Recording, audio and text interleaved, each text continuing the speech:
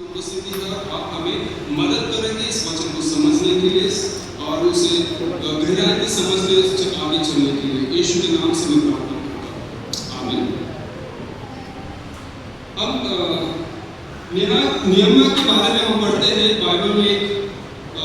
परमेश्वर का दास नियमिया, उसके बारे में हम पढ़ते हैं, जानते हैं। आज हम उसके जीवन से कुछ बातों को हम सीखेंगे, सीखने की कोशिश करेंगे कि क्या परमेश्वर ने इस नियमिया के पवित्र आत्मा के द्वारा इस किताब को लिखा गया है, और इस किताब से और इस परमेश्वर के दास से परमेश्वर हमसे क्या बातें करना चाहता है, वो समझना हमारे लिए जरूरी है।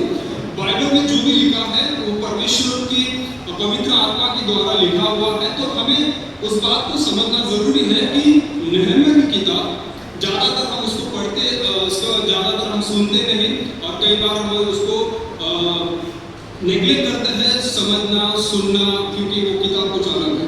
तो हमें उसको समझना जरूरी है कि क्यों इस बाइबल में क्यों दिया गया है। बहुत सारी बातें हैं, लेकिन उसमें से कुछ बातें में आज हम देखेंगे कि परमेश्वर हमसे क्या बातें करता है। नियमिया का परमेश्वर पे अटूट विश्वास था और एक निरंतर प्रार्थना करने वाला व्यक्ति था। वो शूशन नामक राजगढ़ में रहता था।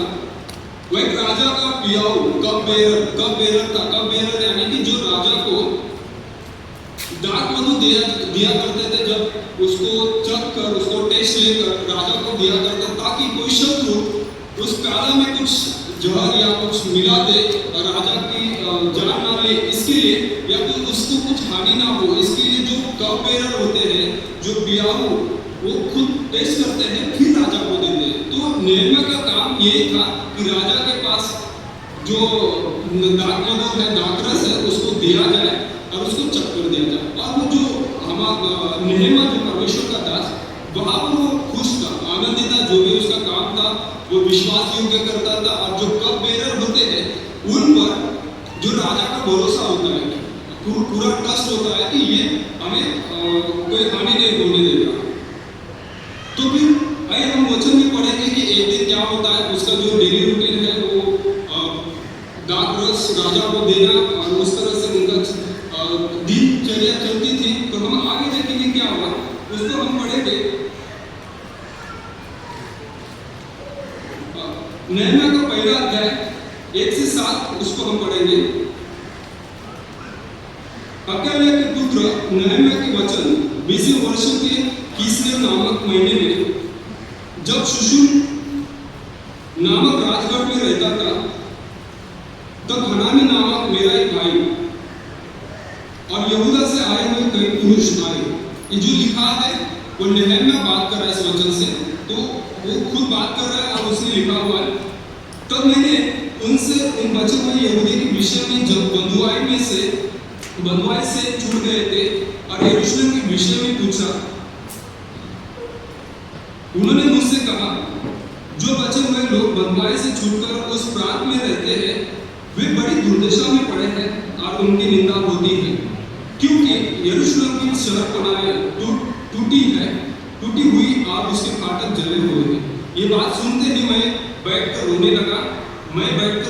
मतलब नियमिया बैठकर रोने लगा और कितने दिन तक विलाप करता, और स्वर्ग के परमेश्वर के सम्मुख उपवास करता और यह कहकर प्रार्थना करता रहा, हे स्वर्ग के परमेश्वर यहोवा, ये महान और भय योग्य ईश्वर, तू अपने प्रेम रखने वाले, आज्ञा मानने वाले के विषय में अपनी वाचा पालता और उन पर करुणा करता है। तू कान लगाए और आंखें खोले रह कि जो प्रार्थना में तेरा दास इस समय तेरे दास इस्राएल के लिए दिन रात करता रहता हूँ, उसे तू सुन ले। मैं इस्राएल के पापों को जो हम लोगों ने तेरे विरुद्ध किए मान लेता हूँ। मैं और पिता के घराने दोनों ने पाप किया है। हमने तेरे सामने बहुत बुराई की है, और जो आज्ञा विधियां नियम तूने अपने दास मूसा को दिए थे, उनको हमने नहीं माना। तो हम इस वचन में हम पढ़ते हैं कि जब उस खबर मिलती है नियमिया को, जब उसे खबर मिलती है, जब बात पता चल जाती है, तो ये बात होती है कि जब उसे कहता है कि जो बचे हुए लोग बंधुआई से छूटकर इजराइल लोग बंधुआई में थे और वो छूटकर यरूशलेम गए थे वापस। तो वहां पर जो वो लोग जो थे दुर्दशा में पड़े थे और उनकी निंदा होती थी, क्योंकि यरूशलेम की शहरपनाह टूटी हुई थी। अब उसको आपको शहरपनाह यानी कि एक दीवार, जो यरूशलेम का मंदिर था और चारों तरफ से दीवार को बांधे गए थे, और उस हम दीवार को देखने की कोशिश करेंगे तो आपको समझ में आएगा। तो उसको फोटो दो। इस तरह से काफी ऊंचाई दीवार थी और ये चारों तरफ से एक साइड से हमें फोटो दिख रहा है, लेकिन ऐसी काफी बड़ी ऊंचाई पर ये दीवार थी, वो यरूशलेम में थी, वो गिर चुकी थी।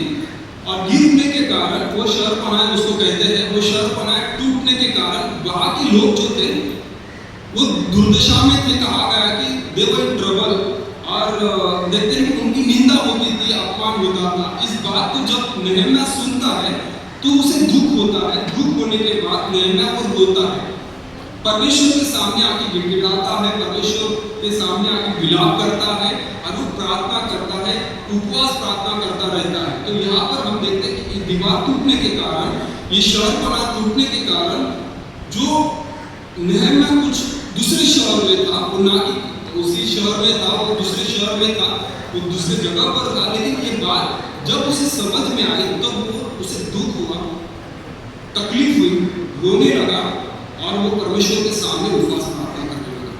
अब ये क्यों हुआ? तो इससे समझना जरूरी कि क्यों रोया, क्या दीवार गिरने से उसे इतना दुख क्यों हुआ? यरूशलेम की जो दीवार थी, शहरपनाह जो बांधी थी, क्या दुख हुआ उसको और क्यों हुआ, ये हमें समझना जरूरी। मैं जब इसको पढ़ रहा था तो मेरे लिए ये था कि ये लिखा क्यों है बाइबल में, क्या जरूरत है दीवार गिरना, क्या इतना महत्वपूर्ण है कि शहरपनाह टूटी है और फिर से बांधी गई है, तो क्या इसमें बाइबल में दिया है? क्योंकि बहुत सारी चीजें घटी हुई है इतिहास में, अगर देखा जाए तो बहुत सारी बातें, लेकिन जो पवित्र आत्मा के जरिए जो लिखना था वो बाइबल में लिखा गया, जो हमसे बात करना चाहता है परमेश्वर।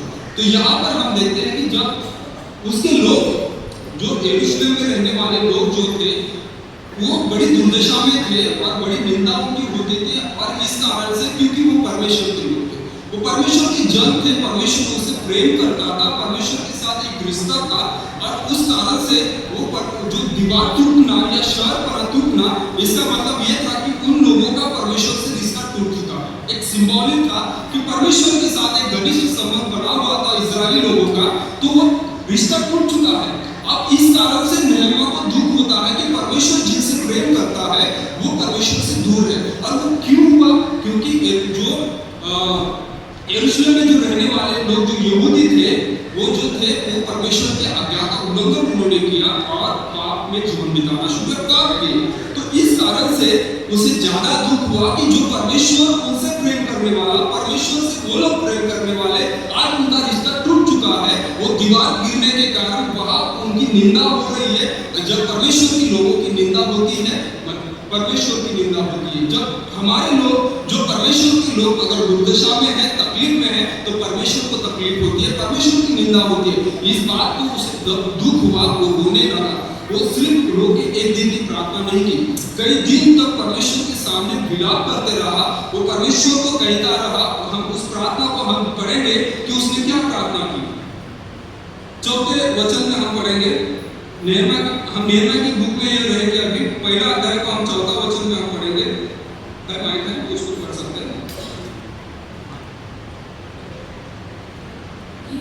ये बातें सुनते ही मैं बैठकर रोने लगा और कितने दिन तक विलाप करता और स्वर्ग के परमेश्वर के सम्मुख उपवास करता और यह कहकर प्रार्थना करता है। उसको आगे भी पढ़ेंगे।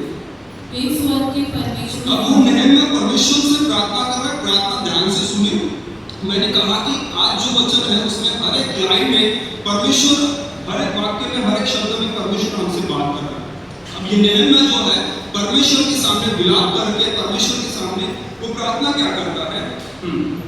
हे स्वर्ग के पिता, हे स्वर्ग के परमेश्वर यहोवा, हे महान और भयों के ईश्वर, तू जो अपने प्रेम रखने वाले और आज्ञा मानने वालों के विषय अपनी वाचा पालता और उन पर करुणा करता है, तू कान लगाए और आंखें खोले रख की जो प्रार्थना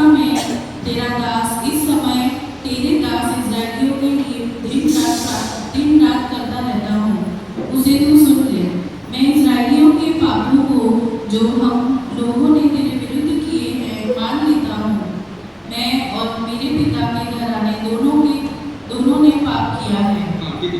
तो यहाँ पर हम देखते हैं कि वो जब परमेश्वर के सामने जाकर परमेश्वर पिता के सामने जाकर जब वो प्रार्थना करता है, विलाप करता है, उपवास प्रार्थना करता है, तब वो परमेश्वर को याद दिलाता है कि तू प्रेम रखने वाले और आज्ञा मानने वाले के विषय में तू वाचा पालता है। फिर आगे जब नेहम्याह प्रार्थना क्या करता है, इस बात को समझो, नेहम्याह को कोई रिस्पांसिबिलिटी, जवाबदारी नहीं थी कि वो दीवार या शहर पर गिरने के बाद नेहम्याह को रोने की कोई जरूरत नहीं, ना परमेश्वर के सामने गिड़गिड़ाने की जरूरत नहीं थी।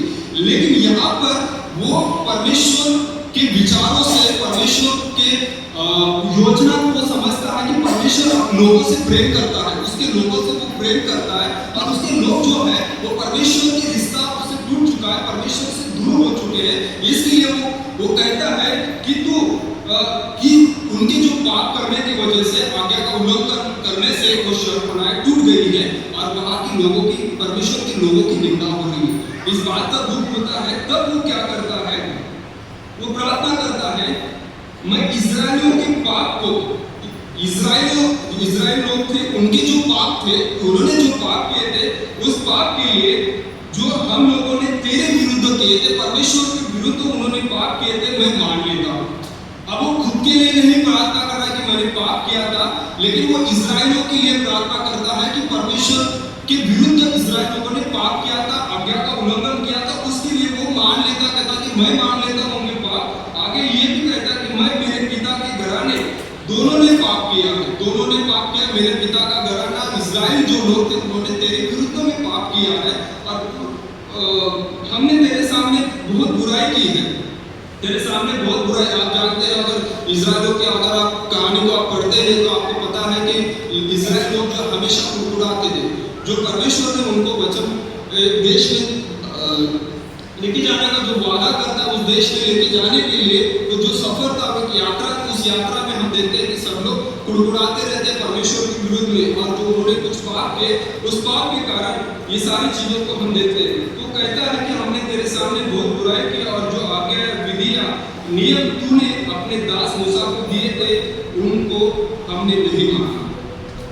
मूसा के समय उन्होंने जो आज्ञाएं दी थी, जो विधियां दी थी, जो नियम दिए थे, वो मूसा को दिए थे, उस जब नियम दिए थे, उस आज्ञा को हमने नहीं पालन किया। और इस कारण से नेहम्याह को लगता है कि ये जो दीवार टूटी है, शहर बनाए टूटी है, उस कारण जो आज्ञा का उल्लंघन होने से, पाप करने से, वह इसके लिए वो अपने पाप को कबूल करता है। अब इस बात को हमें समझना जरूरी है। हमारे शालोम कलीसिया के लिए हमें 35 साल हो गए हैं, लेकिन हमारे कलीसिया को, ये परमेश्वर की कलीसिया है, परमेश्वर ने इसको बांधा है, परमेश्वर हमसे प्रेम करता है, परमेश्वर नहीं चाहता कि वो हमसे दूर चले जाए, परमेश्वर नहीं चाहता कि हमारा रिश्ता जो है, वो जो घनिष्ठ रिश्ता है, वो ना टूटे। वो परमेश्वर की चाहत है, परमेश्वर हमसे प्रेम करता है। अब लेकिन कलीसिया में हमें किसी और के पाप को नहीं देखना है, लेकिन ये हम इस नेहम्याह की तरह हम सोच सकते हैं कि परमेश्वर हमारे बीच, अगर किसी ने पाप किया है, कुछ पाप के कारण कलीसिया में कुछ समस्या आ चुकी है, जो कई सालों से, या फिर आज भी अगर हमारे मध्य में कोई पाप में जीवन बिताता है, पाप करता है, परमेश्वर की आज्ञा का उल्लंघन करता है, तो उसका जो परिणाम है वो हमारे कलीसिया में होता है। कलीसिया में जब हम कई परमेश्वर की महिमा करते हैं, और हमेशा परमेश्वर की महिमा होना ये परमेश्वर का उद्देश्य है। परमेश्वर चाहता है कि मैं लोगों से प्रेम करूं, लोग मुझसे प्रेम करें और परमेश्वर की महिमा करें। लेकिन हमारे कलीसिया में या फिर कोई भी कलीसिया में ऐसा होता है कि जब कलीसिया में पाप होता है, लोग पाप में जीवन बिताते हैं, परमेश्वर का आज्ञा का उल्लंघन करता है, तो जो हमारा जो शत्रु है, जो शैतान है, उसे वो मौका मिल जाता है कि कलीसिया में गड़बड़ी को पैदा करे, निर्माण करे। तो इस तरह से हो सकता है।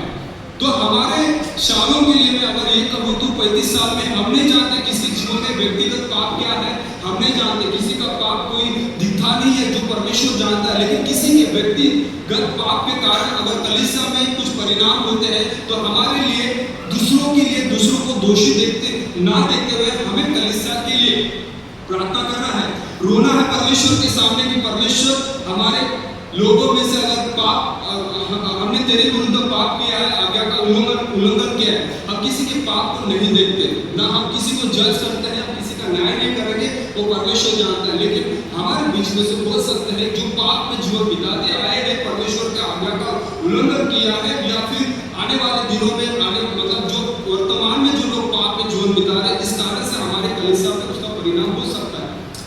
तो मैं चाहता हूँ कि नहम्याह ने जिस तरह से प्रार्थना की कि परमेश्वर तू मेरे इस्राएल लोगों के पाप को मैं मान लेता हूँ, मेरे पिता के घराने के जो पाप किया मैं मान लेता हूँ, तो हमें क्षमा कर, हमें तू शुद्ध कर, हमें पवित्र कर, हमारे और तेरे लोगों को तू बचा। तो क्या हम प्रार्थना ऐसे कर सकते हैं कि कलीसिया के लिए क्या हम प्रार्थना कर सकते हैं कि परमेश्वर हमारे कलीसिया में जो भी पाप में जीवन बिताता है, जो आज्ञा का उल्लंघन करता है, उसके मैं पाप कबूल करता हूँ, मैं पाप कबूल करता हूँ, तो हमें शुद्ध कर और हमारी कलीसिया की जो शहर बनाए हैं उसे तू मजबूत कर। मैंने ये कहा कि मैंने जो यदि the wall of Shalom just needs to be strengthen, मतलब मजबूत बनाना है, मैं ये कह रहा हूँ कि हमारी शालोम कलीसिया की शहर बनाए टूटी नहीं है, लेकिन कमजोर हो चुकी है, कमजोर हो चुकी है, उसे मजबूत करना ये हमारा काम है। परमेश्वर हमारे बीच में से नहम्याह को चुनना चाहता है, नहम्याह देखना चाहता है उसके, और हम आगे देखेंगे। लेकिन पहले मैं चाहता हूँ कि क्या हम नहम्याह की तरफ प्रार्थना कर सकते हैं कि प्रभु मैं पाप कबूल करता हूँ, शालोम कलीसिया के अगर हमारे बीच में से है, लेकिन हमारी कलीसिया को तू क्षमा कर, हमारे लोगों को हमें तू क्षमा कर, और तू हमें तेरी महिमा करने के लिए तो आगे बढ़ा। क्या हम प्रार्थना कर सकते हैं? हम क्यों ना हम प्रार्थना करेंगे, हम खड़े रहेंगे और कुछ समय के लिए प्रार्थना करेंगे। हम अपने पापों को, शालोम कलीसिया में लोगों के पापों को हम कबूल करेंगे, ना किसी को दोषी ठहराएंगे, लेकिन हम इसलिए हम कबूल करेंगे कि परमेश्वर की महिमा। क्या हम परमेश्वर की महिमा करना चाहते हैं? क्या परमेश्वर हमारा महान है, अद्भुत है या नहीं है? तो हम खड़े होके हम उस परमेश्वर की महिमा के लिए हम प्रार्थना करेंगे। परमेश्वर हम पाप कबूल करते हैं, उस तरह से हम प्रार्थना करें। आइए हम मुंह खोल के हम प्रार्थना करें परमेश्वर के सामने। प्रभु हम प्रार्थना करते हैं, प्रभु हम प्रभु पाप को कबूल करते हैं, प्रभु शालोम कलीसिया के लिए प्रभु हम प्रभु हमारे पापों को कबूल करते हैं, तो हमें क्षमा कर। हे स्वर्गीय परमेश्वर, हम तेरे सम्मुख आते हैं प्रभु, और हमारे पापों को हम कबूल करते हैं प्रभु। तेरे विरुद्ध प्रभु हमने पाप किया है प्रभु, तेरे आज्ञा का उल्लंघन हमने किया है प्रभु। हम प्रार्थना करते हैं परमेश्वर, हे महान और अद्भुत परमेश्वर, हम आपसे विनती करते हैं प्रभु, आप ले प्रभु, और प्रभु हमारे पापों को तू क्षमा कर प्रभु।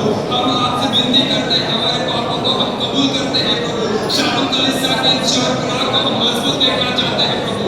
शालोम कलीसिया के प्रभु शहरपनाह को टूटते हुए हम नहीं देखेंगे परमेश्वर। हम प्रार्थना करते हैं प्रभु, इस वक्त प्रभु हम अपने पापों को कबूल करते हैं प्रभु। प्रभु हमें तू क्षमा कर प्रभु, तू क्षमा कर प्रभु। हमने प्रभु आपकी आज्ञा को नहीं माना प्रभु, आपकी आज्ञा को, आपकी विधि, आपके नियम को हमने नहीं माना है प्रभु। हमें तो शुद्ध कर प्रभु।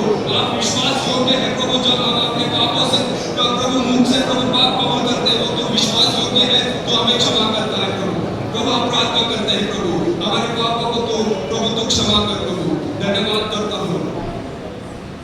आइए हम बैठ सकते हैं। तो जिस तरह से अब ये शुरुआत की, शहरपनाह को बांधना नहम्याह के लिए एक शुरुआत थी। जब उसको अब शहरपनाह को बांधना है, तो उसकी शुरुआत जो थे पाप कबूल करते हैं उन्होंने शुरुआत की थी। पाप को कबूल किया परमेश्वर के सामने, ये था कि शहरपनाह जो कुंडी है, परमेश्वर के आज्ञाओं का उल्लंघन होने से या पाप करने से शहरपनाह टूट चुकी है, और शहरपनाह टूटने से परमेश्वर की जन, जो परमेश्वर के लोग हैं, उनकी निंदा हो रही है, वो ट्रबल में है, वो संकट में है। तो अब उनको बांधने के लिए उन्हें वो एक शुरुआत करनी थी अपने पाप को कबूल करके। अब हमारी शालोम कलीसिया की भी शुरुआत हो चुकी है, क्योंकि हमने हमारे पापों को कबूल किया। हमारी शालोम कलीसिया की दीवार शहरपनाह टूटी नहीं है, लेकिन हमें मजबूत करना है, हमें मजबूत करना है। हमारे कमजोर होते हुए टूट ना जाए, उससे पहले हमारे कलीसिया को हमें मजबूत करना है। अब आगे हम बढ़ते हैं। परमेश्वर ने यरूशलेम के हित के लिए नहम्याह के मन में एक बात डाली। अब देखो, परमेश्वर चाहता है कि उस शहरपनाह को बांधा जाए, परमेश्वर चाहता है कि फिर से मेरा रिश्ता उनसे जुड़ जाए, इसलिए वो किसी मनुष्य को चुनता है। तो यहाँ पर हम देखते हैं कि नहम्याह को उसने चुना और नहम्याह के मन में बात डाली। हम उसका दूसरा अध्याय 12 वचन में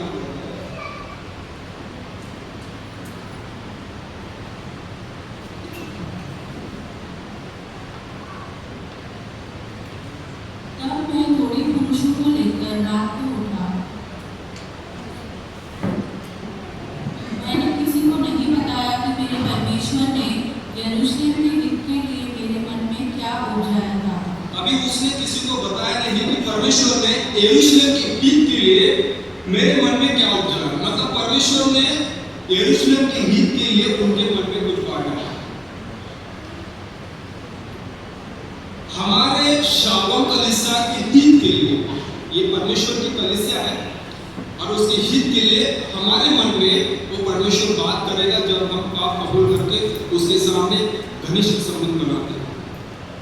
हमारा एक घनिष्ठ संबंध हो, परमेश्वर हमसे बात करेगा शालोम कलीसिया के लिए। वो कलीसिया किसी और की नहीं, लेकिन परमेश्वर की कलीसिया है जो परमेश्वर चाहता है कि वो हमसे प्यार करे, हमारे साथ एक घनिष्ठ संबंध बना रखे। वो हमसे प्रेम करता है, वो चाहता है कि आप उससे दूर ना हो जाए। अब वो बात जब उसके मन में डाली तो उन्होंने वो शर्पना बांधने की शुरुआत की। अब वो शर्पना बांधने का उन्होंने निर्णय लिया। तो जब वो इतना आसान नहीं था, अब इस दीवार को फिर से उसको लगाएंगे, उतना आसान नहीं था कि उस दीवार को बांधे। जो ऐसे नहीं कि इस समय जो एक ईंट को ले,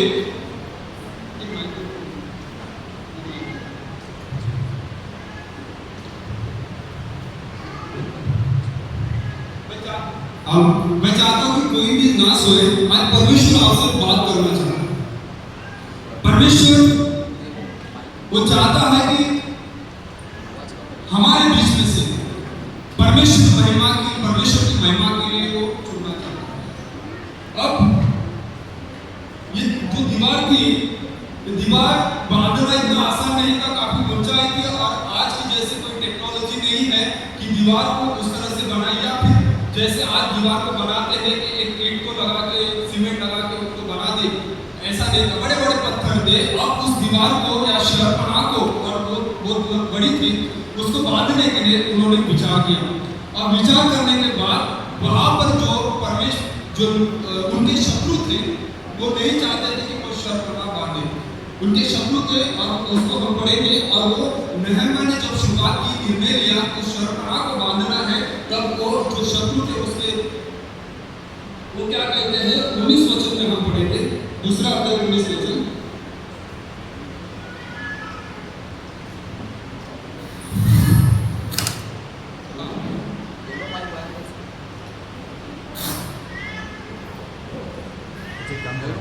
यह सुनकर पुरोनिस संबलत और तोबिया नामक कर्मचारी जो अम्मोनी था और गेशम नामक एक अरबी हमें टट्ठों में उड़ाने लगे और हमें तुच्छ जानकर कहने लगे।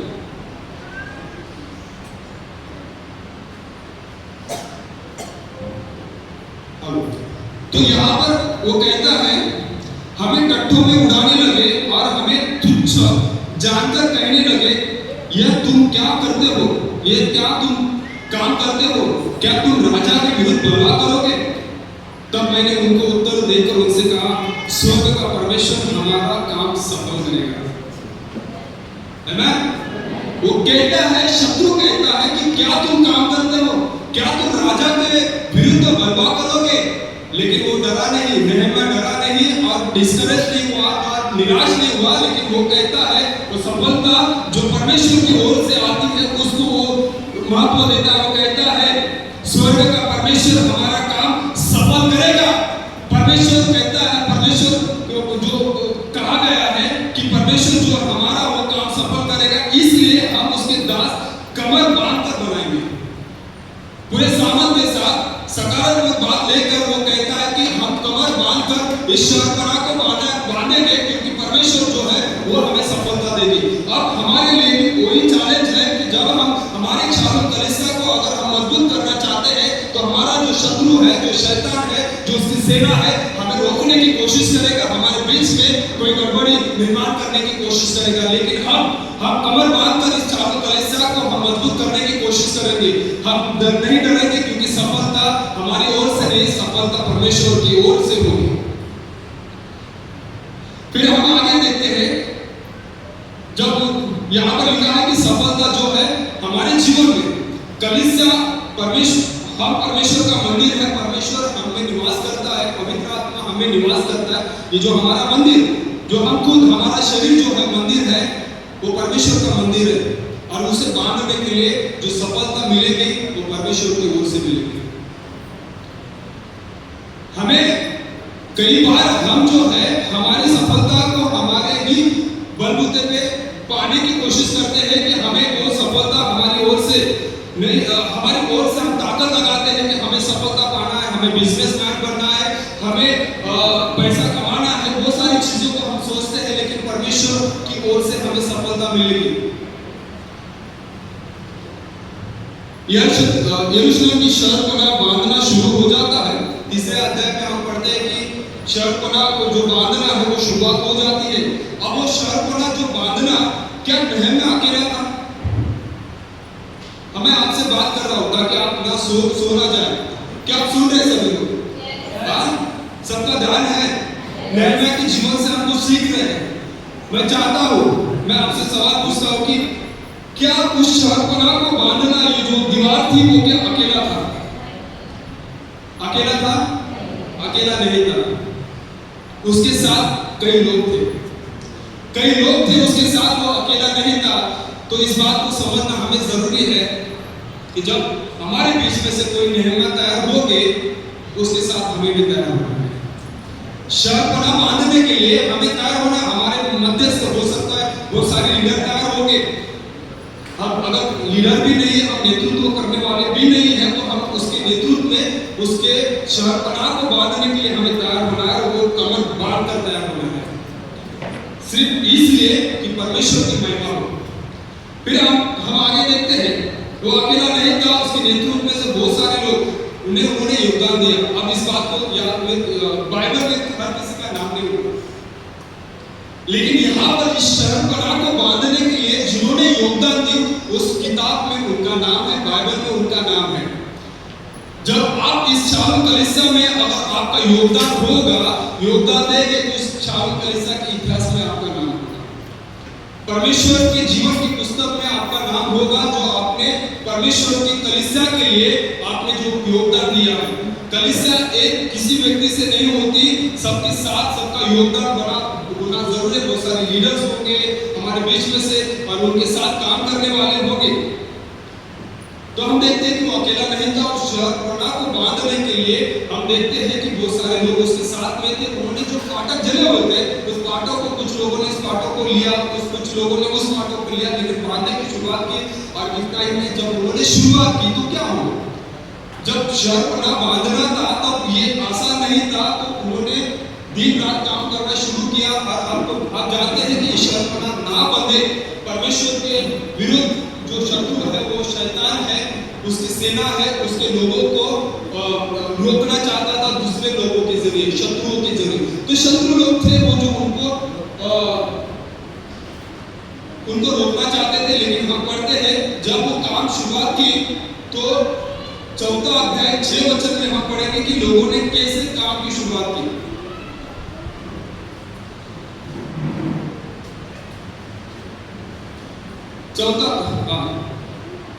हम लोगों ने शहरपनाह को बनाया, और सारी शहरपनाह आधी ऊंचाई तक जुड़ गई, क्योंकि लोगों का मन उस काम में टिक लगा रहा।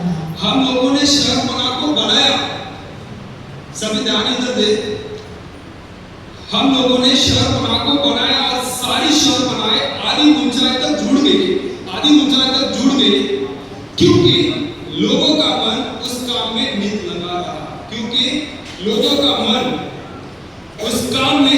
लगा रहा।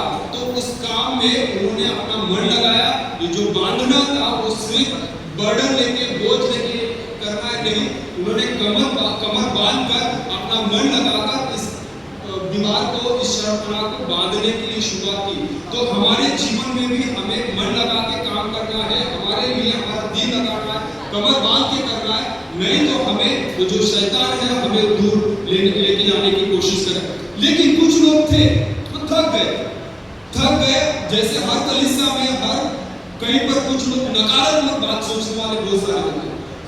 कुछ नहीं होगा, क्या होगा, कैसे होगा, ये नकारात्मक बात जब सोचते हो तो परमेश्वर की महानता पर आप शंका करते हो, संशय लेते हैं, आप शक करते हो परमेश्वर की महानता पर। जब हम नकारात्मक बात करते हैं, अगर यहाँ पर बैठे हुए अभी भी अगर आपके मन में नकारात्मक बातें कैसे होगा, वो परमेश्वर की ओर से सफलता मिलेगी। लेकिन मैं कहता हूँ यहाँ पर भी कुछ लोग थे तो थक गए, कुछ लोग यहूदी लोग जो नकारात्मक बातें बोलने लगे शहरपना हमसे नहीं बन सकती, शहरपना हमसे नहीं बन सकती उन्होंने कहा। लेकिन उसको हम पढ़ेंगे उस वचन में 4 अध्याय 10 वचन में पढ़ेंगे।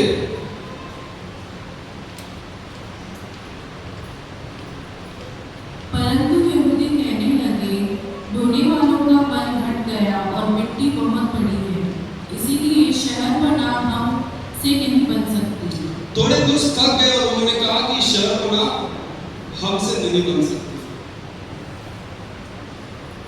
जब ऐसे नकारात्मक बात आती है तो परमेश्वर की महानता को याद करना है। वो कौन परमेश्वर है जिसने सारी सृष्टि को निर्माण किया, वो परमेश्वर अगर हमारे साथ है, कुछ भी असंभव नहीं है, कुछ भी असंभव नहीं है, क्योंकि वो परमेश्वर हमारे साथ है जिसने इस पृथ्वी और स्वर्ग को निर्माण किया है। वो परमेश्वर अगर हमारे साथ है तो कोई भी बात असंभव नहीं। तो जब नकारात्मक बात जब हमारे मन में आते, जो शैतान है कई बार हमारे मन में घुसघुसाता है, नहीं होगा, कुछ नहीं होगा, तो देखते रहे, ये बातें जो है हमारे मन में वो घुसघुसाता है।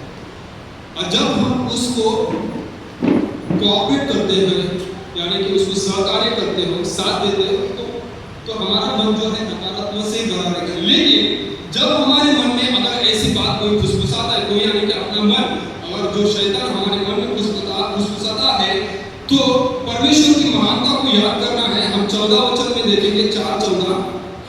तब मैं देखकर उठा और रईसों और हाकिमों और अन्य सब लोगों से कहा, उनसे मत डरो, प्रभु जो महान और भय योग्य है उसी को स्मरण करके अपने भाई बेटों बेटियां स्त्रियां और घर के लिए युद्ध करना।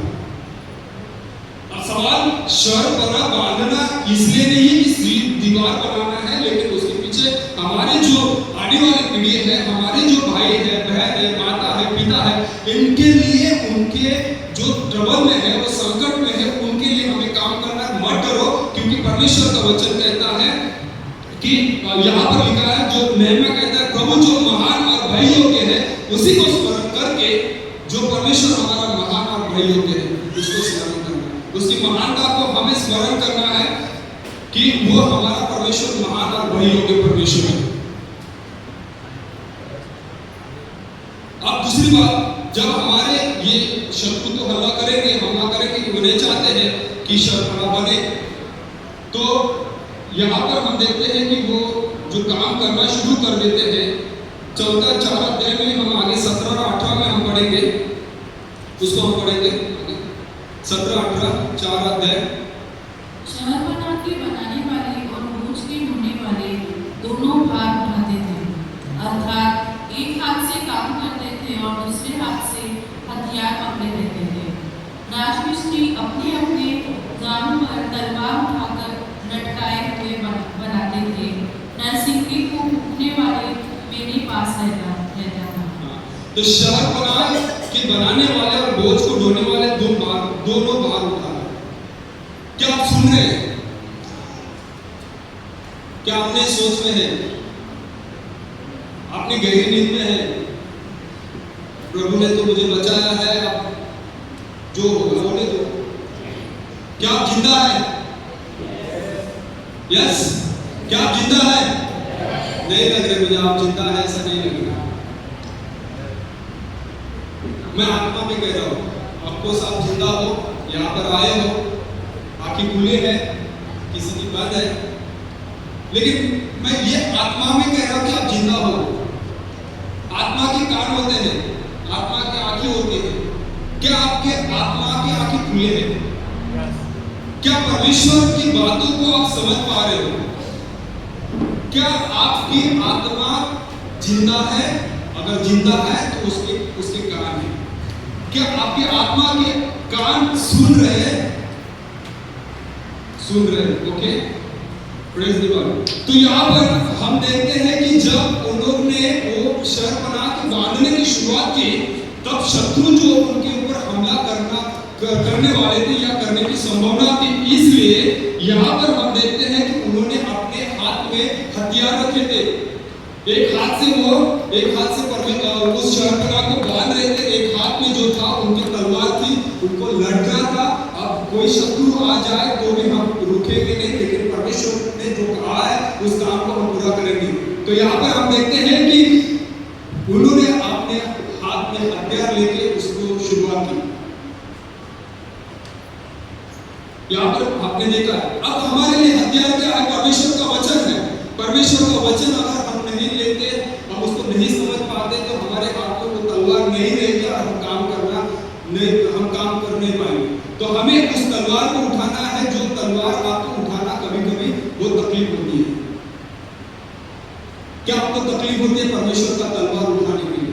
अगर परमेश्वर का तलवार को हम नहीं उठाएंगे तो शत्रु हम पर हमला करेगा। और परमेश्वर की जो शहरपनाह है, जो शालोम की शहरपनाह है, उसको बांधने के लिए आपको तकलीफ होगी और उस शहरपनाह को बांधने के लिए आपका योगदान नहीं रहेगा, क्योंकि आप उसमें योगदान नहीं देंगे। तो परमेश्वर जो चाहता है, यहाँ पर हम देखते हैं कि दुश्मन जो है उसे रोकना चाहता है, लेकिन जो नहम्याह वो काम करते रहता है, वो रुका नहीं। आप यहाँ पर हम देखते हैं कि दूसरी दिलचस्प बात यह है कि नहम्याह को जो शत्रु है उसे बुलाकर उसको खून करना चाहते हैं। नहम्याह को रोक के जो काम शहरपनाह को बांध रहे थे, उस शहरपनाह को बांधने से रोकने के लिए जो शत्रु थे वो चाल चलते हैं और नहम्याह को उसको बुलाते हैं और बुला के उसको खत्म करने की कोशिश करते हैं। लेकिन वो नहम्याह क्या करता है उसका हम पढ़ेंगे 6 अध्याय में, हम देखेंगे 2 और 3 वचन में हम पढ़ेंगे। 6 अध्याय 2 और 3। तब संबलत और गेशेम ने मेरे पास यो कड़ा भेजा, हम दोनों के मैदान के किसी गांव में एक दूसरे से भेंट करें। वो कहते हैं कि आओ किसी गांव में एक दूसरे से भेंट करें। परंतु वे मेरी हानि करने की इच्छा करते थे। अब नहम्याह को पता था कि वो हानि करने की इच्छा रखते थे। जो बुला रहे, जो उनके शत्रु है, वो बुला रहे और नहम्याह के हानि करने की भी विचार करते हैं और इच्छा करते हैं। परंतु मैंने अपने पास दूतों से कहना भेजा, मैं तो भारी काम में लगा हूँ, वहां नहीं जा सकता। मेरे इसे छोड़कर तुम्हारे पास जाने से वह काम क्यों बंद हो रहे? मैं तो भारी काम में लगा हूँ। अब नहम्याह इस शहरपनाह को बांधने के लिए काम में लगा है। वो कहता है कि मैं भारी काम में लगा हूँ और वहां नहीं जा सकता, मेरे इसे छोड़कर तुम्हारे पास आने से वह काम क्यों बंद कर?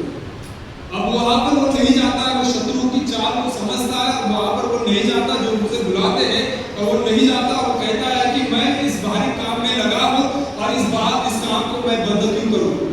जब हम काम करते हैं परमेश्वर के राज्य में, परमेश्वर की राज्य में हम कुछ करना चाहते हैं, तो हमें वो शत्रु रोकने की कोशिश करता है कि वो काम रोक दे।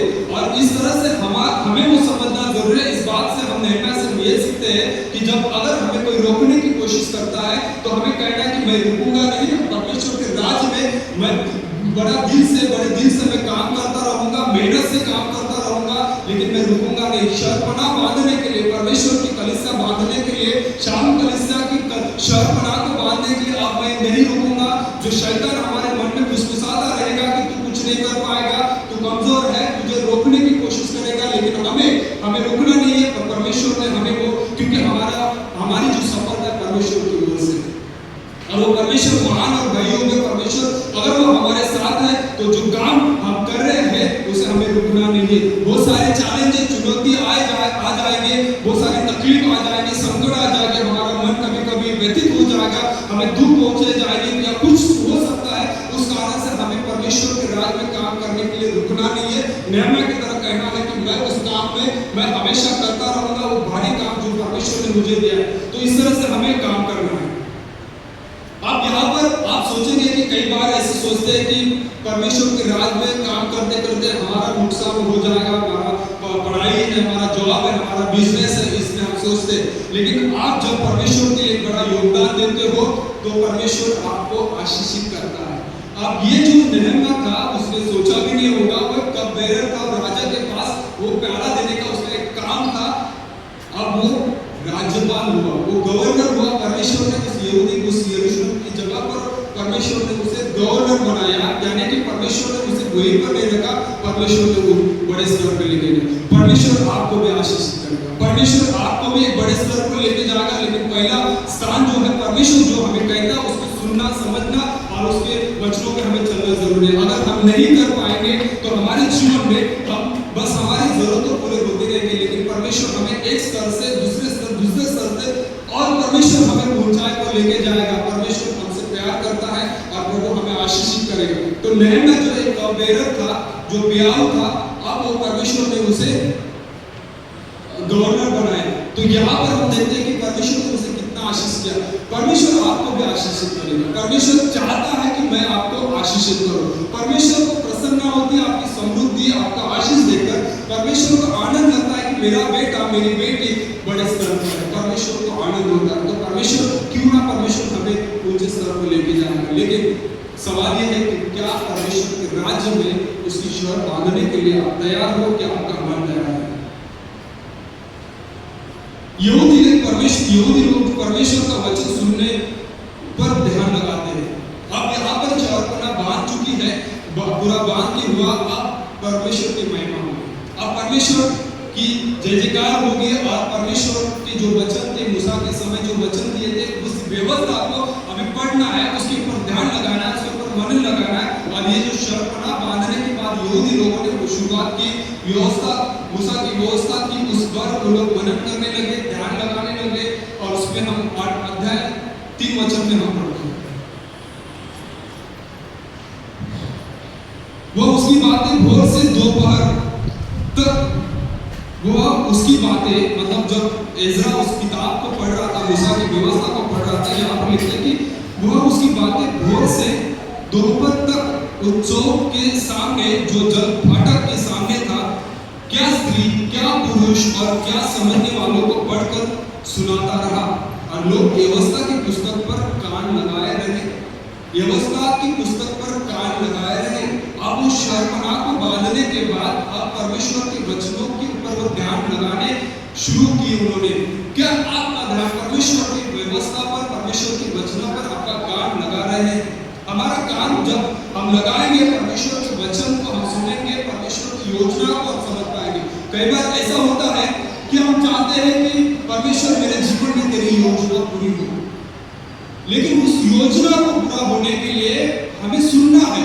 और तब सुन पाएंगे जब हमारे कानों को खोलेंगे। जब हम अपने कानों को नहीं खोलेंगे, परमेश्वर से हम बातें नहीं सुनेंगे, उसकी योजना को हम कैसे समझ पाएंगे?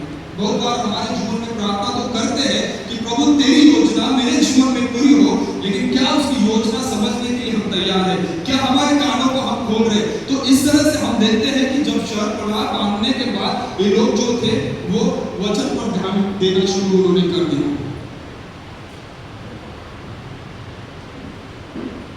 और फिर वो आराधना करते रहे, परमेश्वर की आराधना करते रहे। उस 9-3 वचन में हम पढ़ेंगे, तब उन्होंने अपने अपने स्थान पर खड़े होकर दिन के एक पहर तक अपने परमेश्वर यहोवा की व्यवस्था की पुस्तक पढ़ते और एक पहर अपने पापों को मानते और अपने परमेश्वर यहोवा को धन्यवाद करते रहे।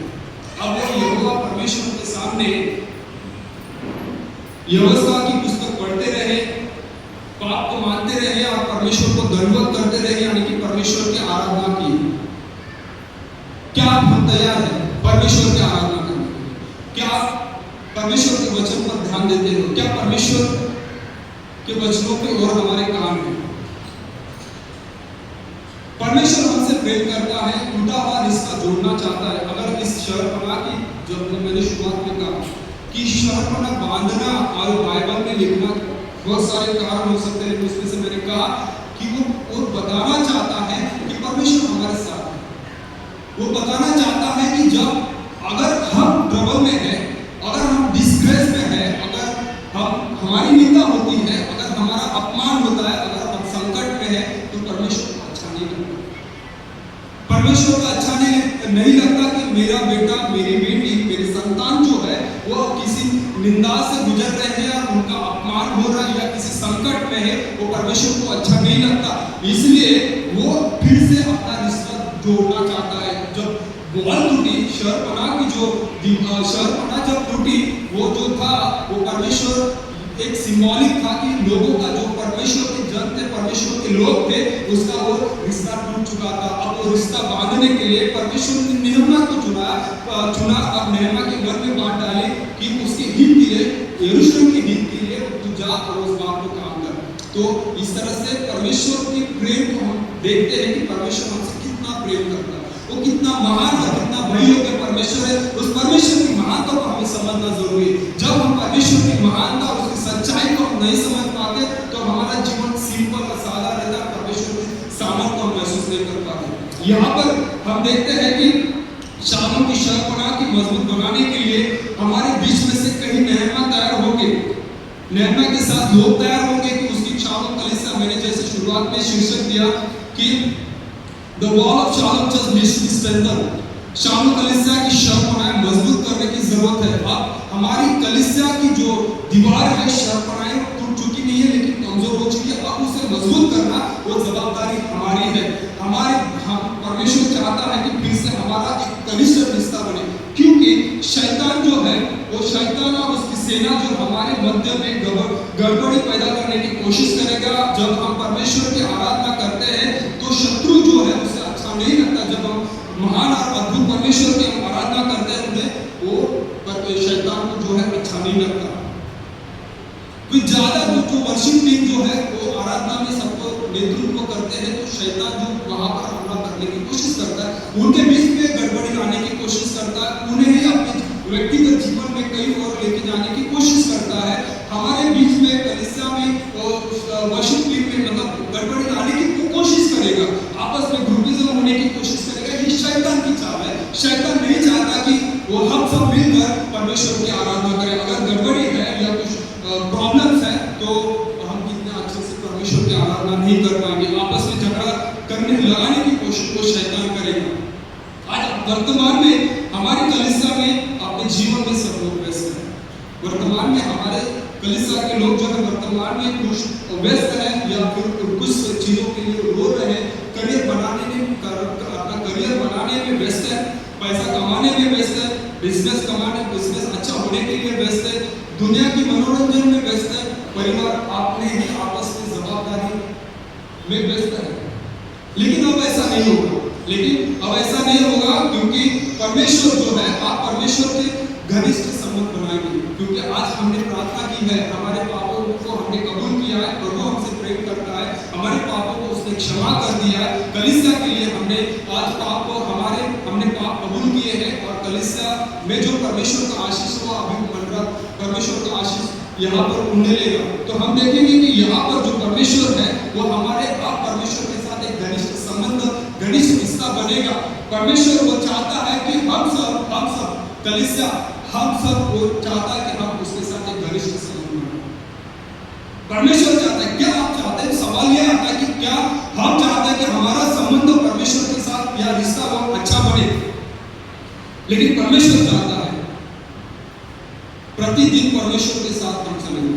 मैं ये कह रहा हूं कि आज के बाद ऐसा होगा कि हम परमेश्वर के साथ हमारा एक रिश्ता अच्छा बनेगा, घनिष्ठ रिश्ता बनेगा। प्रतिदिन परमेश्वर के साथ हम चलेंगे, प्रतिदिन परमेश्वर के साथ हम चलेंगे। हमारा बैठना, हमारा उठना, 139 साल में कहता है कि हमारा बैठना उठना वो सब जानता है, वो सब जानता है। जब वो जानता है तब हमारे चलना बैठना उठना उसमें जो है परमेश्वर का साथ रहे, वो हमें उसका एहसास होना जरूरी है कि हम प्रतिदिन परमेश्वर के साथ चलते रहेंगे, परमेश्वर के अलौकिक चमत्कार का अनुभव करेंगे। हम अनुभव करने से कई कई बार कहीं दूर है, लेकिन परमेश्वर के अनुभव को हम इस चालू कलीसिया में परमेश्वर के अलौकिक चमत्कार को हम अनुभव करेंगे, अलौकिक आशीष को हम अनुभव करेंगे। शर्पणा मजबूत करने के लिए नियम की तरह हमारे बीच में से लीडर तैयार होंगे, हमारे बीच में से लीडर तैयार होंगे और शर्पणा बांधने के लिए तैयार होंगे, उसके साथ लोग तैयार होंगे। जैसे मैंने कहा कि शर्पणा बांधने के लिए नेहम्याह अकेला नहीं था, लेकिन उसके साथ जरुब्बाबेल, एज्रा और कई लोग थे जो उसके साथ थे शर्पणा बांधने के लिए। और शर्पणा जब टूट गई तब नेहम्याह को दुख हुआ। उस तरह से हमें दुख होना जरूरी है, हमें परमेश्वर के सामने रोना जरूरी है, हमें विलाप करना परमेश्वर के सामने कि परमेश्वर तेरे लोग तुझसे दूर हो गए हैं, अब हम सब मिलकर तेरी महिमा करते रहेंगे, हम आत्मा में बढ़ते जाएंगे क्योंकि जिंदा खुदा है हमारा। हम आत्मा में बढ़ते जाएंगे इसलिए कि जिंदा खुदा है हमारा खुदा वो जिंदा है और इसलिए हम आत्मा में बढ़ते जाएंगे। शैतान से हम लड़ेंगे क्योंकि जिंदा खुदा है हमारा। परमेश्वर जो है हमारा वो जिंदा है और वो हमें सामर्थ देता है, शक्ति देता है। शाम कली से शर्पणा मजबूत होगी क्योंकि जिंदा है खुदा हमारा। हमारा खुदा है वो जिंदा खुदा है, हम मृतों में नहीं जीना है, हमारी आत्मा उसने जीवित की है। हमारी आत्मा में, हम शरीर से तो जिंदा है लेकिन आत्मा में हमें मरे हुए नहीं, आत्मा में भी हमें जिंदा होना है क्योंकि हमारा खुदा जो है वो जिंदा है और वो अद्भुत काम हमारे बीच में करने वाला है। प्रभु को मैं धन्यवाद देता हूँ और कि परमेश्वर ने हमें आज तक चलाया है। तो क्यों ना हम इस गीत को गाएंगे, सब खड़े हो जाएंगे। इस गीत के बाद फिर जो हमें कुछ करना है वो हम करेंगे। परमेश्वर से हम कहेंगे कि तू जिंदा खुदा है हमारा। और ये हमें पॉजिटिव लेना है कि हमारा परमेश्वर जिंदा है, वो महान है, सर्वशक्तिमान है, वो भय योग्य परमेश्वर है, वो हमारे साथ है।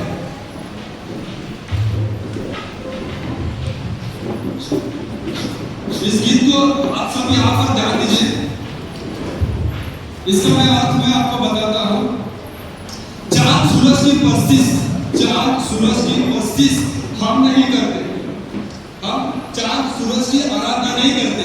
परस्तिश मतलब हम आराधना हम उसकी नहीं करते, चांद सूरज की हम आराधना नहीं करते। दुनिया के महबूबों के आगे हम नहीं झुकते। जो दुनिया के जो मूर्ति पूजा है यानी कि उपासना हम जिसकी करते हैं, जो दुनिया की बहुत सारी चीजें हैं, उसके हम सामने नहीं झुकते क्योंकि जिंदा खुदा है हमारा। आगे खुशखबरी फैलाएंगे, रूह में बढ़ते जाएंगे, आत्मा में हम बढ़ते जाएंगे। खोए सब इंसानों को यीशु के लाएंगे। जो खोए हुए लोग हैं, आज हम खोए थे, आज हम यीशु के पास हैं। आज कुछ लोग खोए हुए हैं, अब हमारा कर्तव्य यह है कि खुशखबरी, परमेश्वर की खुशखबरी फैलाएंगे और रूह में बढ़ते जाएंगे और जो खोए हुए इंसानों को यीशु के पास लाएंगे। और शैतानों के तूफानों से हम नहीं डरते। क्या डरते? नहीं डरते। शैतानों के तूफानों से हम नहीं डरते क्योंकि जिंदा है खुदा हमारा। आगे जब शिताइश होती है, रूह की बारिश होती है, जब शिताइश यानी कि जब परमेश्वर की स्तुति होती है, आत्मा की बारिश होती है, हमारे बीच में आत्मा की बारिश होती है। जब हम स्तुति करते हैं यीशु तेरे हुजूरी में, रूह की जुम्बिश होती है। रूह की जुम्बिश, आत्मा जो है वो मंडराता है हमारे आत्मा में, हमारे बीच में वो मंडराना शुरू करता है जब हम उसकी उपस्थिति में, यीशु की उपस्थिति में आते हैं। तेरी कुव्वत से खाली हम नहीं रहते, कुव्वत उसके सामर्थ के बिना हम नहीं रहते, उसका सामर्थ हम पर है और उसके बिना हम खाली नहीं रहते क्योंकि यीशु जिंदा खुदा है हमारा। आगे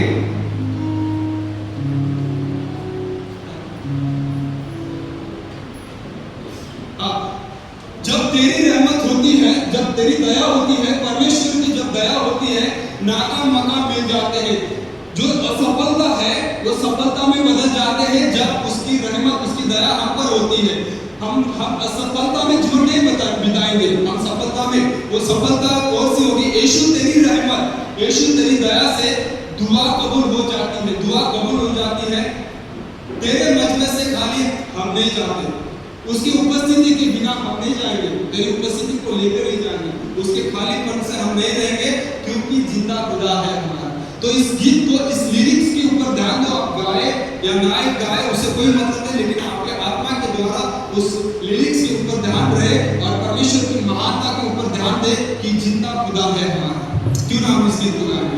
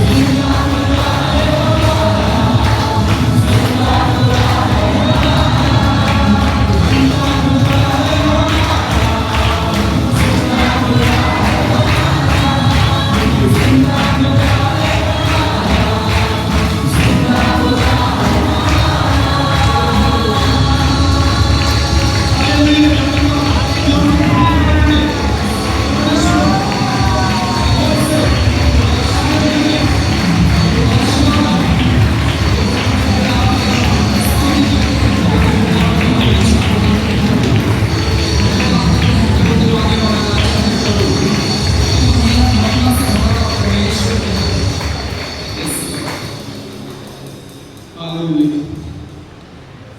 नहीं डरते हम शैतानों के तूफानों से, हम लड़ेंगे सारे हथियार को पहनते हुए शैतान और उसकी सेनाओं से हम लड़ेंगे, क्योंकि परमेश्वर तूने हमें अपनी संतान बनाई है। और जब स्वर्ग और पृथ्वी का परमेश्वर मेरे साथ है, किस बात की चिंता है, किस बात का डर है हमें। प्रभु हम धन्यवाद करते हैं, हम हमारे जीवन से सिर्फ तेरी महिमा करते हैं। जीवन में बहुत सारी तकलीफें आएंगी प्रभु, शैतान हमें रोकने की कोशिश करेगा, लेकिन नहूम की तरह हम रुकेंगे नहीं। उस शर्मनाक को बांधेंगे, शालोम कलीसिया की शर्मनाक को हम बांधेंगे प्रभु धन्यवाद करते हैं प्रभु, हमारे बीच में तू अद्भुत काम करने वाला है प्रभु, अद्भुत चमत्कार करने वाला है प्रभु। ये कलीसिया तेरी है प्रभु, इस कलीसिया को तूने बनाया है प्रभु, और इस कलीसिया पर तेरा अनुग्रह हमेशा बना रहा है प्रभु। धन्यवाद करता हूं प्रभु। हम प्रार्थना करते हैं प्रभु, हमारे मनों को तू खोल दे प्रभु, हमारे कानों को खोल दे परमेश्वर, ताकि प्रभु तेरी वाणी को सुन सके प्रभु। जिस तरह से प्रभु तूने प्रभु यरूशलेम के हित के लिए नहूम के मन में तूने बात की प्रभु, उसी तरह प्रभु इस शालोम कलीसिया के हित के लिए तू हमसे बात कर प्रभु। हम आप पीछे नहीं हटेंगे प्रभु, हम नकारात्मक बातें नहीं करेंगे प्रभु, हम सिर्फ प्रभु तेरी महिमा के लिए आगे बढ़ते जाएंगे प्रभु, तेरी महिमा के लिए प्रभु हम आगे बढ़ते जाएंगे, तेरी आत्मा से तेरे रूह से भरेंगे प्रभु, हम सब तेरी प्रभु सितारिश करते रहेंगे प्रभु। धन्यवाद करता हूं प्रभु इस समय के लिए प्रभु। मैं विश्वास करता हूं पवित्र आत्मा आपने प्रभु लोगों से हमारे बीच में से नहूम की किताब से, उसके जीवन से आपने हमसे बातें की है प्रभु। उस शर्मनाक को बांधने का प्रभु ये था कि प्रभु तू लोगों से रिश्ता जोड़ना चाहता है प्रभु। आप हमसे रिश्ता जोड़ना चाहते हैं प्रभु, हम आपसे दूर नहीं जाएंगे प्रभु, हम आपसे दूर नहीं जाएंगे। हमें मदद कर कि फिर से तेरे साथ हमारे घनिष्ठ संबंध बने प्रभु, घनिष्ठ रिश्ता बने, ताकि हम सिर्फ और सिर्फ तेरी महिमा करते रहें। धन्यवाद करता हूँ प्रभु, आगे का समय आपके हाथों में सौंपता हूँ प्रभु। धन्यवाद करता हूँ आपके रूह के लिए, आपके रूह की बारिश के लिए हमारे मध्य थी, और आपने सबके दिलों को छू लिया है प्रभु। धन्यवाद करते हैं, धन्यवाद आपकी उपस्थिति के लिए, यीशु के नाम से आमीन। आप बैठ सकते हैं।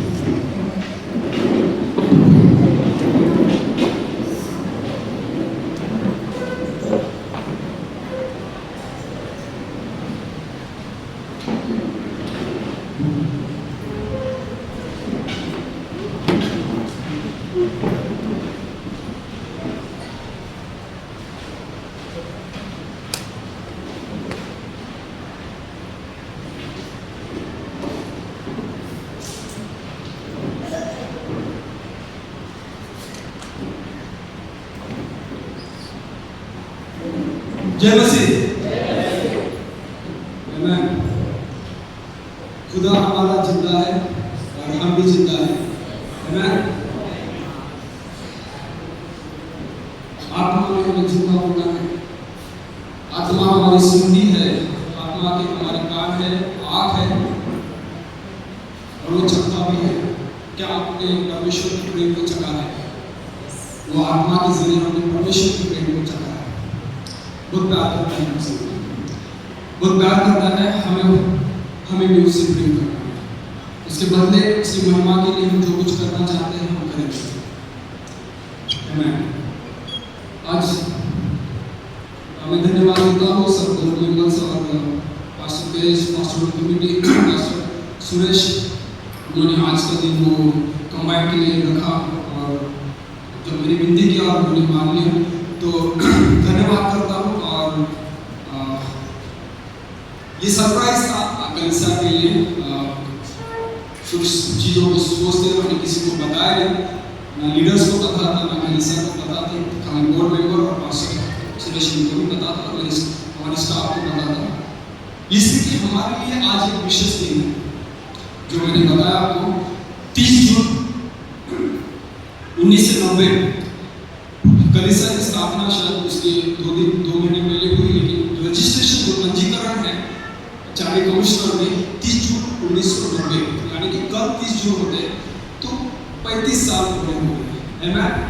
35 साल पूरे हो रहे हैं, और हम परमेश्वर को तहे दिल से धन्यवाद देते हैं उसकी विश्वास योग्यता के लिए, उसके प्रेम के लिए, उसकी सुरक्षा के लिए, उसके अनुग्रह के लिए हम धन्यवाद दे दें। तो क्यों ना फिर से परमेश्वर को हम तहे दिल से तालियों के साथ हम परमेश्वर को आभार दें।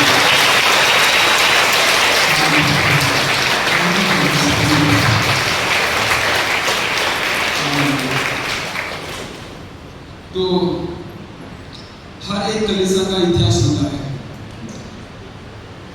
हमारे कलीसिया शाम कलीसिया का भी एक इतिहास है। और बहुत सारे हमारे जो जवान हैं बढ़ते आए हैं, लेकिन शायद उनको हमारे शाम कलीसिया का इतिहास पता नहीं है। और यहाँ से मैं पूरा तो नहीं बता पाऊंगा, लेकिन मुझे ऐसा लगा कि हमारे लोगों को, हमारे जवानों को, हम सब लोगों को शाम का इतिहास पता होना बहुत जरूरी है। उन्होंने वो स्वर्ण लिखे किताब लिखा है, उसमें पास्टर हमारे जो संस्थापक है उन्होंने वो उसमें सारी चीज़ों को लिखा है उन्होंने, आप उसको पढ़ सकते हैं। लेकिन मैं संक्षिप्त रूप में बताना चाहूँगा, शाम कलीसिया का इतिहास ज़्यादातर लोगों को नहीं पता। इसकी शुरुआत परमेश्वर की बुलाहट, परमेश्वर के महान सेवक, परमेश्वर का दास, उनके व्यक्तिगत जीवन में और परिवर्तन की प्रक्रिया 16 अक्टूबर 1972 के साथ हुई। परमेश्वर का सेवक, परमेश्वर के सेवक का नया जन्म 16 अक्टूबर 1972 में हुआ और उनका नाम है रेवरेंड पास्टर जेम्स साइलेंस। कठोर मेहनत और परिश्रम के बाद 18 साल के बाद यानी सन 1990 में परमेश्वर की बुलाहट ने उनके जीवन में आश्चर्यचकित मोड़ लिया। और ये परमेश्वर की बुलाहट उनकी पत्नी यानी हमारे बेबल आंटी और उनके 2 बच्चे, 2 बेटियां, नॉर्मी सिस्टर और सलोमी सिस्टर, उनके साथ ये बुलाहट की विस्तारित हुआ। उनकी अब तक यात्रा जो थी इतनी आसान नहीं थी, पर प्रभु का अनुग्रह, काफी अनुग्रह था परमेश्वर का। शाम कलीसिया की स्थापना होने तक हमारे जो संस्थापक फाउंडर उन्हें बहुत संघर्ष करना पड़ा, आसान नहीं था। मैंने बहुत शॉर्ट में बताया, बहुत सारी चीजें घटी, काफी जो बुलाहट को लेके उस परमेश्वर के अभिषेक के साथ भरकर वो हर जगह जाकर वो सेवा करते थे। परमेश्वर की महान आज्ञा को पूरा करने के लिए उन्होंने कदम उठाया था। महान आज्ञा ये थी कि सारे लोगों को जाके शिष्य बनाओ। अब उस आज्ञा को पूरा करने के लिए परमेश्वर की बुलाहट को सुनते हुए उन्होंने कदम रखा और इस बात को लेते हुए उन्होंने काफी मेहनत और परिश्रम किया। उन्हें उस यात्रा में कई अप्रिय स्थितियों का सामना करना पड़ा। कईयों के उन्हें कंधे को रगड़ना पड़ा, कईयों के द्वारा उन्हें चोट लगी। लेकिन परमेश्वर की बुलाहट को याद रखते हुए, परमेश्वर की बुलाहट के साथ वो आगे बढ़ते गए। जब शुरुआत हुई तब बिना पैसे की शुरुआत हुई, कोई फाइनेंस नहीं था, पैसे नहीं थे, लेकिन शुरुआत हुई। आर्थिक परिस्थिति बिगड़ थी क्योंकि मेबल आंटी जो जॉब करते थे उन्होंने इस्तीफा दिया था सेवकाई के लिए, पास्टर के साथ सेवकाई में हाथ बढ़ाने के लिए। सब लोग नॉर्मी सिस्टर जो स्कूल में पढ़ रहे थे, उनकी फीस, ये सारी चीज़ों को देखते हुए उनके लिए वो समय बहुत दर्दनाक समय था। कई चुनौतियों का उन्होंने सामना करना पड़ा। लेकिन प्रभु की दया और अनुग्रह से शाम कलीसिया की शुरुआत हुई। इन सारी चीज़ों में लेकिन शाम कलीसिया की शुरुआत हुई। परमेश्वर को उन्होंने मरल के झुग्गी बस्तियों में रहने वाले गरीब और गैर ईसाइयों के बीच सेवा करने के लिए बुलाया था। उनकी कोशिश थी कि वो इंग्रजी कांग्रेगेशन में बनाए। उनकी कोशिश थी कि राजनीति लोग हैं जो फिल्म इंडस्ट्री, उनको प्रचार करें। और उन्होंने कई जो पॉलिटिशियन थे या उनको जाके उन्होंने प्रचार भी किया, प्रार्थना भी की। उनका एक सोच था कि अंग्रेजी कलीसिया में वो बढ़े, लेकिन प्रभु ने उनको अलग जगह पर लेके आए और जो मरोल में झुग्गी बस्ती में लोग रहने वाले जो गैर मसीह उनके बीच जो गरीब है उनके बीच परमेश्वर को बुलाया। शुरुआत की उन्होंने कलीसिया की शुक्रवार की सेवकाई की शुरुआत हुई वहाँ पर जो केयर सेंटर में